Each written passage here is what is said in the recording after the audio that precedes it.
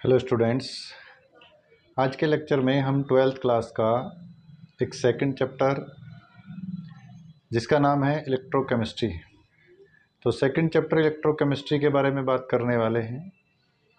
एक बहुत ही अच्छा चैप्टर है और इलेक्ट्रोकेमिस्ट्री के नाम से हमें पता चल रहा है कि केमिस्ट्री में कहीं ना कहीं इलेक्ट्रिसिटी की बात करनी है। तो इस चैप्टर में क्या होगा कि केमिस्ट्री में इलेक्ट्रिसिटी कैसे पास होती है इस बारे में बात करेंगे। केमिस्ट्री में इलेक्ट्रिक करंट से क्या होता है इस बारे में बात करेंगे। टाइप्स ऑफ सेल वगैरह के बारे में बात करेंगे, सेल क्या होते हैं, डेनियल सेल और वोल्टियर सेल, इस तरह के सेल के बारे में बात करेंगे।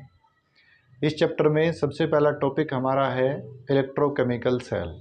इलेक्ट्रोकेमिकल सेल को गैल्वेनी सेल भी बोलते हैं। तो इलेक्ट्रोकेमिकल सेल का काम क्या होता है, एक ऐसी डिवाइस होती है जो इलेक्ट्रिक यानी कि उसमें केमिकल रिएक्शन होगी और केमिकल रिएक्शन के बाद में इलेक्ट्रिसिटी प्रोड्यूस होगी।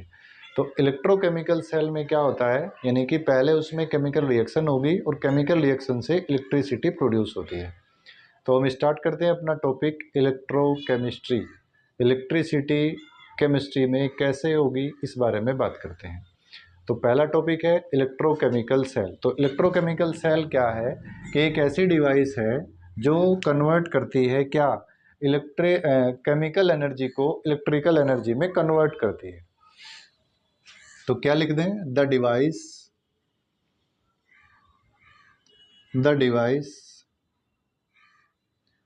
विच कैन जो the device which is used to convert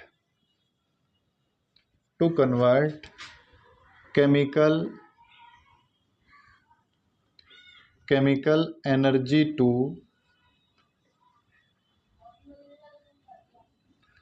electrical energy. यानी कि पहले केमिकल रिएक्शन होगी और उस केमिकल रिएक्शन के बाद क्या बनेगी, इलेक्ट्रिसिटी प्रोड्यूस होगी। यानी कि एक तरह से हम अगर कह देंगे तो first of all chemical reaction कराई जाएगी और केमिकल रिएक्शन से क्या होगा, केमिकल रिएक्शन से इलेक्ट्रिसिटी प्रोड्यूस होगी। ये बात पूछ रहा है। इसमें इस सेल में ये काम होता है।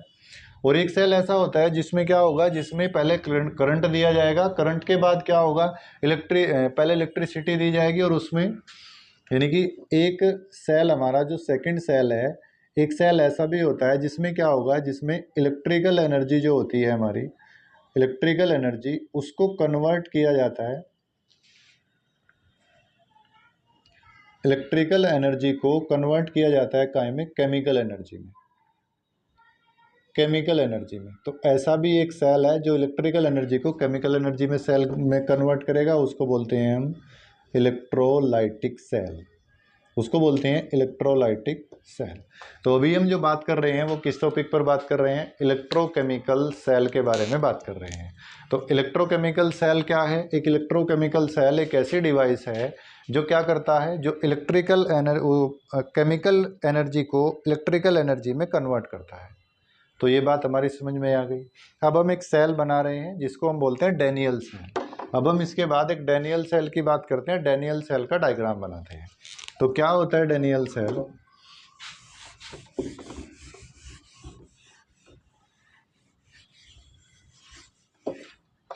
तो हमने एक डेनियल सेल लिया,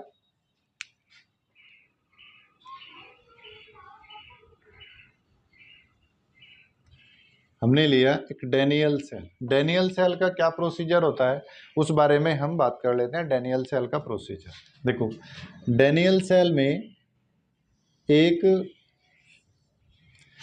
इस वाले को मैं डेनियल सेल बना दूं, ये वाला एक हाफ सेल है हमारा। इस वाले हाफ सेल में हमने क्या किया, एक जिंक की रोड लगा दी। ये हाफ सेल है और इस हाफ सेल में हमने क्या लगाया, ये जिंक मेटल लगा दिया, कैसा, सॉलिड। और फिर इसको आगे जोड़ दे, फिर एक हाफ सेल और लिया। ये हाफ सेल कौन सा है,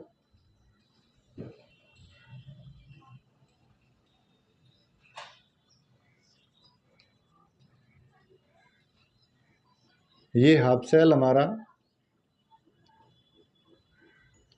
ये हाफ सेल है कॉपर का, ये कॉपर सॉलिड का हाफ सेल है, यानी कि मैं इसको बोल सकता हूँ ये हाफ सेल ऑफ जिंक, और इसको मैं लिख सकता हूँ हाफ सेल ऑफ कॉपर, ऐसे कर सकते हैं।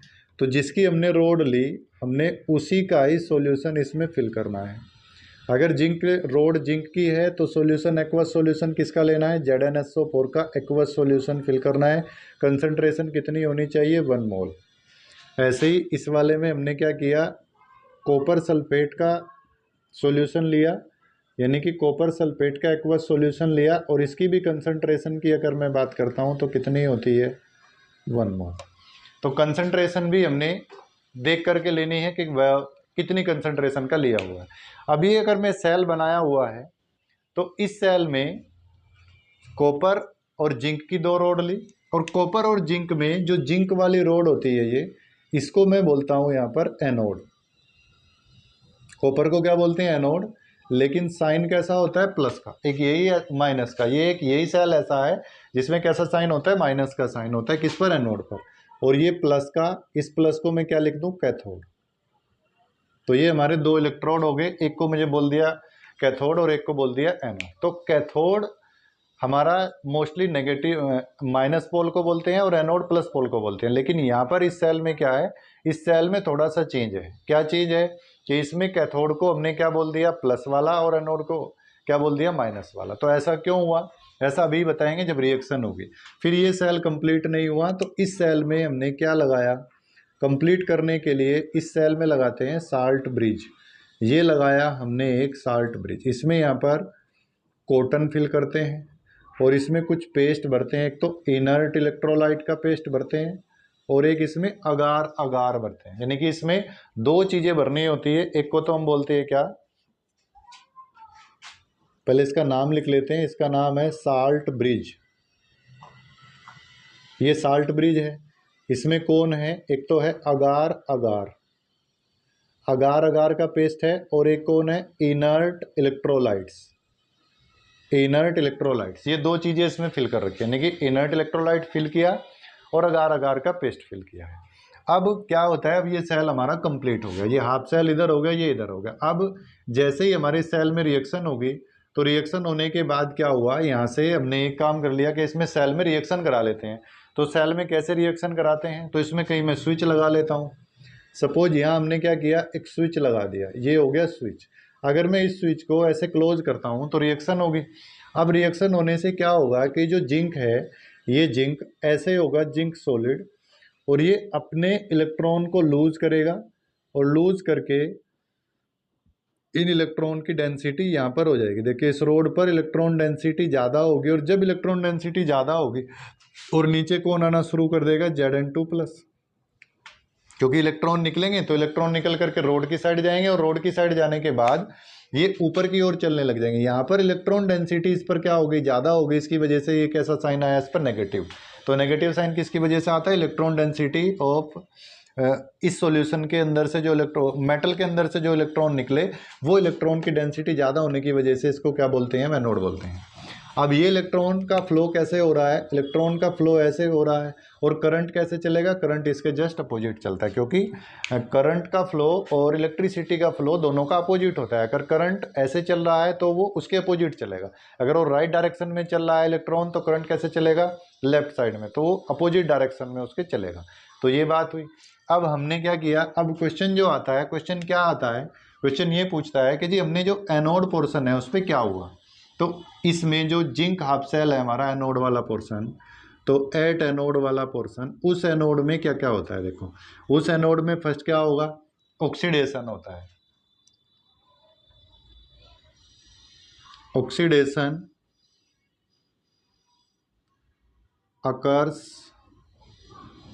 एट एनोड, एनोड पर ही ऑक्सीडेशन होगा। यानी कि इसी में क्या हुआ, loss of electron, loss of electron भी इसी में ही होते हैं, इलेक्ट्रॉन भी। और अगर हम उसके साइन की बात करते हैं तो साइन कैसा होगा, नेगेटिव, नेगेटिव साइन होता है। तो ये किस पे होता है, यानी कि लेफ्ट साइड में, जिसको हम शॉर्ट में बोलते हैं लोन, LOAN। LOAN का मीन्स क्या होगा, यानी कि LOAN का मीन्स होगा लेफ्ट, लेफ्ट। ओ का मीन्स क्या होता है, ऑक्सीडेशन, यानी कि लेफ्ट साइड में क्या होता है, ऑक्सीडेशन। ए का मीन्स क्या होगा, इसको बोलते हैं एनोड, और एन का मीन्स क्या होगा, नेगेटिव, यानी कि इसके ऊपर नेगेटिव साइन होता है। तो ये याद करने की टेक्निक है। तो हमें एनोड में क्या करना होता है, लोन याद करते हैं। एल का मीन्स क्या होगा, लेफ्ट साइड का। ओ का मीन्स क्या होता है, ऑक्सीडेशन, और इसका मीन्स क्या होगा, एनोड, और एन का मीन्स क्या होता है, नेगेटिव साइन। तो ये सब हमारा इसका पोर्शन है पूरा डैनियल सेल का। तो डैनियल सेल में अब जो जो अलग अलग टॉपिक है हम उनकी डेफिनेशन लिख रहे हैं, क्या क्या उसमें कौन क्या क्या प्रोसीजर करते हैं, क्वेश्चन क्या पुट किया जाता है, इस बारे में बात करते हैं। तो ये रिएक्शन लिख देता हूं। ये कौन सी रिएक्शन हो गई, ये हो गई हमारी ऑक्सीडेशन, ऑक्सीडेशन। इसके बाद इधर क्या होगा, कॉपर 2+ एक्वस फॉर्म में पड़ा हुआ है यहाँ पर। तो जैसे ही एक्वस फॉर्म में पड़ा हुआ है तो उसे 2 इलेक्ट्रॉन मिलेंगे, तो वो कहीं में कन्वर्ट हो जाएगा सॉलिड फॉर्म में। तो इलेक्ट्रॉन का गेन करना क्या होता है, रिडक्शन। तो यहाँ पे क्या होगा, हमारा रिडक्शन होगा। तो एक पार्ट में ऑक्सीडेशन और सेकंड पार्ट में क्या हुआ, रिडक्शन हुआ। तो ये 2 पॉइंट हो गए हमारे। अब हम इसमें क्या पूछा जाता है, नेट सेल इक्वेशन पूछी जाती है। अब मैं नेट सेल इक्वेशन देख रहा हूँ क्या क्या होता है। इसमें क्या होगा, नेट सेल इक्वेशन पूछ लेगा आपसे। नेट सेल इक्वेशन क्या होती है, net cell equation, first question ये आता है।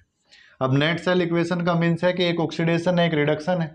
तो ऑक्सीडेशन और रिडक्शन को अगर मैं अलग अलग करके लिखूं तो Zn कैसा था जी, सॉलिड। सॉलिड के बाद रिएक्शन किससे कराई हमने, कॉपर से। कॉपर क्या है, 2+ वाला। अब 2+ वाला, या मैं इसको ऐसे जोड़ के लिख लेता हूं, देखो Zn क्या हुआ, सॉलिड। इधर क्या आया, Zn2+ प्लस 2 इलेक्ट्रॉन। नेक्स्ट क्या है, कॉपर 2+। कॉपर कैसा हो रहा है, एक्वस फॉर्म में। इसने क्या किया, 2 इलेक्ट्रॉन लिए, और 2 इलेक्ट्रॉन लेकर के क्या बन गया, कॉपर सॉलिड बन गया। अब अगर मैं नेट सेल रिएक्शन लिख रहा हूँ तो इलेक्ट्रॉन से electron cancel out, Zn solid plus copper क्या बना, 2+। 2+ कैसा, एक्वस फॉर्म में। फिर क्या लिखूँ आगे, Zn 2+ बन गया, अपने इलेक्ट्रॉन को लूज करके, और प्लस क्या आया, कॉपर, कॉपर सॉलिड। तो कभी कभी आपसे ये वाला क्वेश्चन भी पुट कर लेते हैं कि Zn और Cu की नेट सेल इक्वेशन लिखिए। तो ये वाली क्या है, हमारी नेट सेल इक्वेशन है, किसकी, कॉपर के पार्ट की। तो ये हमारा टॉपिक हो गया। इसके बाद जो नेक्स्ट पॉइंट आता है, वो नेक्स्ट पॉइंट क्या है, सेल रिप्रेजेंटेशन पूछता है। तो सेल रिप्रेजेंटेशन देखो कैसे होगा।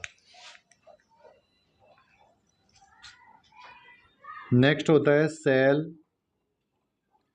रिप्रेजेंटेशन। सेल रिप्रेजेंटेशन कैसे होगा जी, सेल रिप्रेजेंटेशन इसी, ये इक्वेशन दे दिया आपको और इससे पूछा सेल रिप्रेजेंटेशन दीजिए।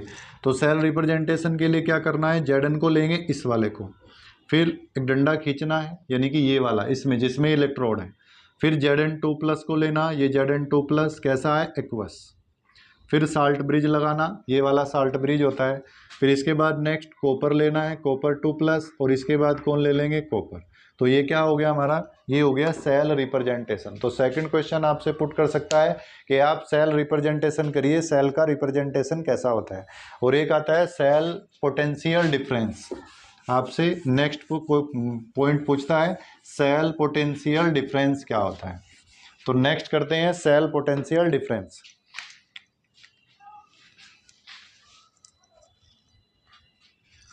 तो नेक्स्ट है थर्ड हेडिंग हमारा, cell potential difference. Cell potential difference क्या होता है, सेल पोटेंशियल डिफरेंस का मीन्स होता है कि कैथोड और एनोड पर कौन कौन से डिफरेंस आया, कितने चार्ज, कितने वोल्ट का करंट आया है। यानी कि हम लिख देंगे ई नोट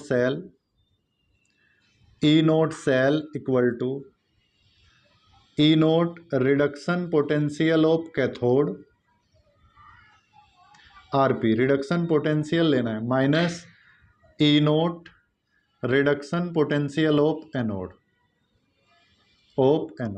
ये होता है हमारा सेल डिफरेंस। अगर बात आई किसकी, रिडक्शन पोटेंशियल की, तो माइनस लेना, और अगर बात आई किसकी, ऑक्सीडेशन पोटेंशियल की, तो प्लस लेना है। बस फिर क्या करना है, एनोड प्लस कैथोड कर देना है, तो रिएक्शन हमारी हो जाएगी। इसके बाद आता है हमारा क्या, साल्ट ब्रिज। साल्ट ब्रिज क्या होता है, साल्ट ब्रिज, साल्ट ब्रिज होता है कि साल्ट ब्रिज में क्या क्या दिया हुआ है, साल्ट ब्रिज में दिया हुआ है इनर्ट इलेक्ट्रोलाइट। तो साल्ट ब्रिज में क्या है,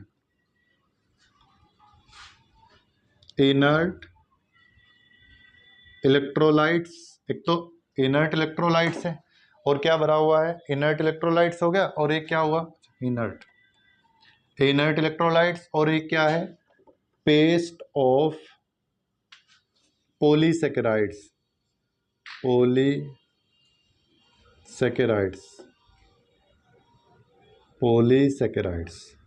इसका पेस्ट लेते हैं, जिसको हमने क्या बोला, अगार अगार, इसको हम बोलते हैं अगार अगार।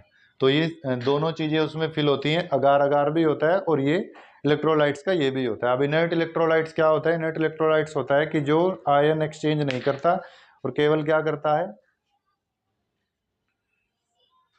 ये हो गया। अब आगे का पोर्शन देखते हैं जी, इसके बाद क्या करना है। अब आपसे पूछेगा इनर्ट इलेक्ट्रोलाइट्स क्या होगा, जो रिएक्शन तो नहीं करता लेकिन क्या करता है,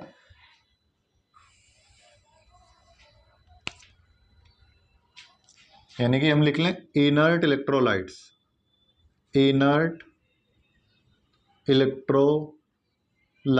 अब इनर्ट इलेक्ट्रोलाइट्स क्या होता है, एक ऐसा पार्ट होता है जिसके आयंस उसमें पार्ट नहीं करते। देखो क्या लिखेंगे, द इलेक्ट्रोलाइट्स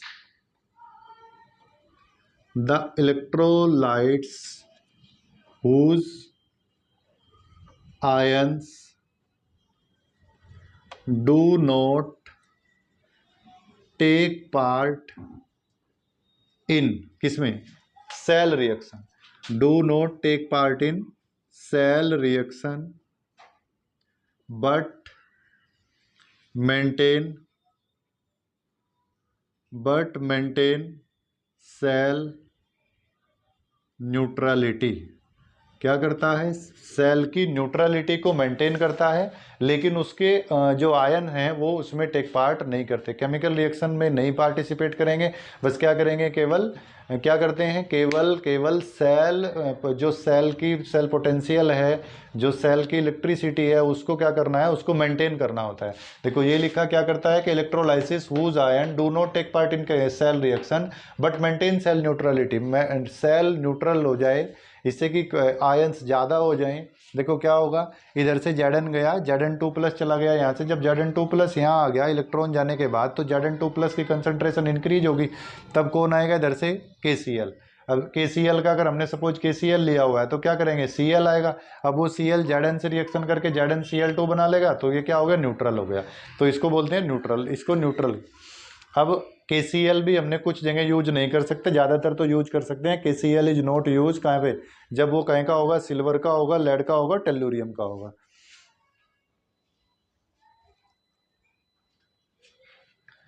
तो एक पॉइंट लिख देते हैं हम, no, KCl is not used when electrode is, या तो वो Ag का इलेक्ट्रोड हो या वो दूसरे किसी और अदर का हो, उसको क्या बोल देंगे हम, Ag, Tl और Pb, Ag, Tl, Pb और Hg, इनके होने चाहिए, तब हम KCl को यूज नहीं कर सकते। तो किसको यूज नहीं करेंगे, KCl इलेक्ट्रोलाइट्स को तब हम यूज नहीं कर सकते जब वो किसका होना चाहिए, Ag का, Tl का, Pb का, इसके होने चाहिए, तब जा करके वो होगा। तो ये हमारा डैनियल सेल के बारे में पॉइंट थे कि डैनियल सेल क्या होता है, उस डैनियल सेल में हम किस किस को बनाते हैं, किस किस कौन कौन सा पॉइंट होता है, क्या साल्ट ब्रिज का फंक्शन होता है, ये हमने बता दिया। साल्ट ब्रिज का फंक्शन क्या होता है, अगर कोई पूछता है कि, तो ये साल्ट ब्रिज का फंक्शन होता है कि वो दोनों की कंसंट्रेशन को इक्वल रखे, जिससे कि इधर अगर मेंटेन हो, इधर अगर आयंस बढ़ते हैं तो जिंक की तरफ तो उसको मेंटेन करे, उसकी न्यूट्रलिटी को इधर जाए तो इधर करे, उसमें इलेक्ट्रोलाइट होता है, अगार अगार का पेस्ट होता है। अब इनर्ट इलेक्ट्रोलाइट्स का वर्क क्या होता है, ये सेल में उसकी केमिकल रिएक्शन में जो सेल रिएक्शन होती है उसमें पार्टिसिपेट नहीं करता, बस क्या करता है, उसकी न्यूट्रलिटी को मेंटेन करता है, यही उसका प्रोसेस था। तो हमने इस लेक्चर में आपको क्या बताया, पूरा इलेक्ट्रोकेमिकल सेल बताया, सेल रिप्रेजेंटेशन कैसा होता है। नेक्स्ट चैप्टर में हम आपको कैथोड और एनोड के बारे में बताएंगे कि किस तरह से हम कैथोड और एनोड का पोटेंशियल डिफरेंस निकालते हैं। तब तक आप पढ़ते रहिए, रिवाइज करते रहिए। Thank you.